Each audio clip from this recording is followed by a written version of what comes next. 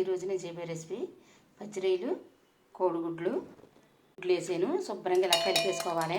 ఇందులో కొంచెం ఆయిల్ రాసుకుని గిన్నెలో ఈ కలుపుకున్న కోడిగుడ్లు వేసేసుకోవాలి. గిన్నెలో నీళ్ళు వేసి పెట్టుకుని ఇది ఉడికించేసుకోవాలి.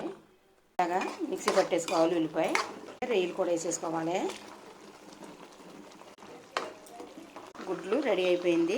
చల్లారిన తర్వాత తీసేసుకుని ముక్కలు కోసుకోవాలి. పచ్చిమిర్చి కరివేపాకు వేసుకుందాం. ఇందులో పసుపు వేసుకుందాం. కారం, అల్లం వెల్లుల్లి పేస్టు, 3 స్పూన్లు ధనియాల పొడి, జీలకర్ర పొడి, స్పూన్లు దాల్చిన చెక్క, లవంగాలు, స్టార్ పువ్వు, యాలకుల పొడి, కళ్ళుప్పు వేసుకుందాం. వాటర్ వేసేసుకుందాం.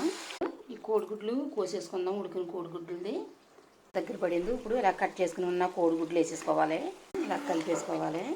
రెడీ అయిపోయింది. ఇందులో కొత్తిమీర వేసేసుకుందాం. చపాతీలో కూడా చాలా సూపర్గా ఉంటుంది. వీడియో కనుక మీకు నచ్చినట్టయితే సబ్స్క్రైబ్ చేయండి, లైక్ చేయండి.